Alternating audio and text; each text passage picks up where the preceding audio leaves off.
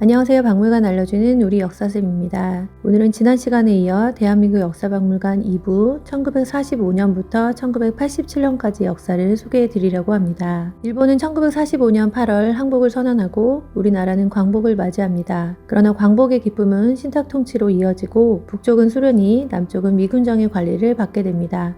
남북 협상과 단일 정부 수립을 위한 노력에도 불구하고 1948년 남과 북에는 8월과 9월 각각의 정부가 세워지게 됩니다. 남한에서는 1948년 50총선거로 국회의원 198명이 선출되고 초대 대통령에는 이승만이 선출됩니다. 그러나 북한은 1950년 6월 25일 새벽 마오쩌둥과 스탈린의 지원을 약속받고 기습 남침합니다. 북한군은 3일 만에 서울을 점령하고 8월 낙동강 방어선까지 내려갑니다. 다행히 유엔군의 참전과 메가더 장군의 인천 상륙작전의 성공으로 서울을 수복하고 38도선을 넘어 압록강까지 진격하지만 항미 원조를 내세운 중국군의 개입으로 유엔과 국군은 또다시 어려움에 처하게 됩니다. 흥남철수와 일사후퇴 그리고 3월 15일에 서울 재탈환 이후 전쟁은 고착 상태에 빠지고 마침내 1953년 7월 27일 휴전선을 경계로 남과 북은 수많은 희생자를 남긴 채 분단되고 맙니다. 전국토는 폐허가 되고 국군과 유엔군 77만 명을 포함 100만여 명이 목숨을 잃거나 다치고 1000만 명의 이상 가족과 10만 명의 고아가 발생합니다. 우리는 국제원조기구의 지원을 받고 힘든 상황을 이겨나가기 위해 고군분투합니다. 나이 어린 초등학생은 생계를 위해 구두를 닦습니다. 한편 12년 장기 집권을 하고 있던 이승만은 1960년 무리수를 두는 데에 바로 3.15 부정선거입니다. 시민들은 분노했고 거센 항의는 4.19 혁명으로 이어집니다. 결국 이승만 정부는 무너지게 되지요. 당시의 이야기는 신문의 만화로도 연재됩니다. 그러나 1년 뒤 일어난 박정희 5.16 군사정변으로 민주주의는 또다시 시련을 맞이합니다. 정부의 반공정책은 심해져 반공교육을 확산시키고 1965년 야당의 반대에도 불구하고 경제협력 자금을 위해 일본과의 협정을 서둘러 체결합니다. 박정희 정부는 한일회담에서 중요한 의제였던 일제 식민지배에 대한 사과와 보상 문제, 그리고 문화재 반환 등을 해결하지 못한 과오를 범하게 되지요. 1964년에는 미국의 경제 원조를 받기 위해 브라운 각서를 체결하고 73년까지 베트남 전쟁에 32만 명의 장병을 파병합니다. 지금 보이는 이 상자는 베트남 전쟁 후 군인들이 귀국할 때 짐을 붙이기 위해 사용한 귀국 상자입니다. 이제 경제 성장을 이루기 위한 노력에 대해 알아볼까요?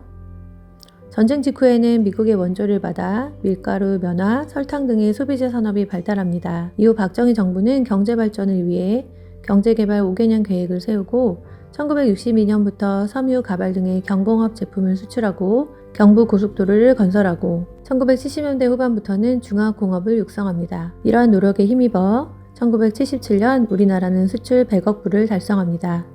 지금 보고 있는 공장에서는 삼성전자의 텔레비전과 예전 LG전자의 전신인 금성전자에서 생산된 우리나라 최초의 국산 라디오와 국산 흑백 텔레비전이 전시되어 있어요.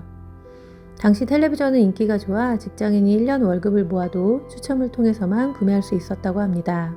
열악한 노동환경에서 노동자들은 근로시간 단축과 임금 인상을 위해 노력했고 결국 평화시장에서 재단사로 일하던 전태일 열사는 분신으로 항변하는 슬픈 일도 있었어요.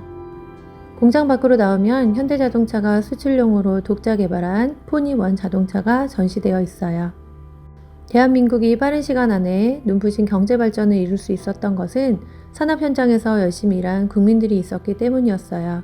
전시관에는 재봉틀과 외화를 벌기 위해 서독으로 파견되어 파독 강부가 사용한 엉덩이 보호대, 파독 간호사의 근무복, 중동 건설 노동자의 가방 등이 기증 전시되어 있어요. 1960년대 후반 급속한 산업화는 도시와 농촌의 소득 격차를 가져왔고 농촌을 떠나는 사람이 많아지자 정부는 1970년대부터 새마을운동을 추진하여 낙후된 농촌 환경을 개선하고자 노력했어요. 전쟁 이후 출생률이 급격히 늘어나자 정부는 60년대 초부터 산하 제한 정책을 추진하였고 80년대 출생률은 2.8명으로 줄었어요. 생활 수준이 높아지면서 교육열도 함께 높아져 상급 학교 진학을 위한 입시 경쟁도 치열해졌어요. 소득 수준이 늘어나면서 문학, 미술, 음악 등에 대한 관심도 높아졌어요. 한편 1972년 박정희 정권은 영구 집권을 위해 유신 헌법을 공표하고 민주주의를 크게 제한했어요. 언론을 통제하고 야간 통행을 금지시키고 장발과 미니스커트 단속 등 국민의 일상까지 억압합니다.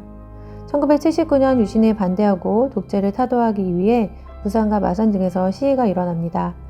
당시 시위 수습을 놓고 권력 핵심부 사이에서는 갈등이 생기고 결국 박정희는 1979년 10월 26일 측근인 중앙정보부장 김재규에 의해 시해되면서 유신은 막을 내리게 됩니다. 유신 체제가 끝나고 시민들은 민주화 세상이 올 거라 생각했어요.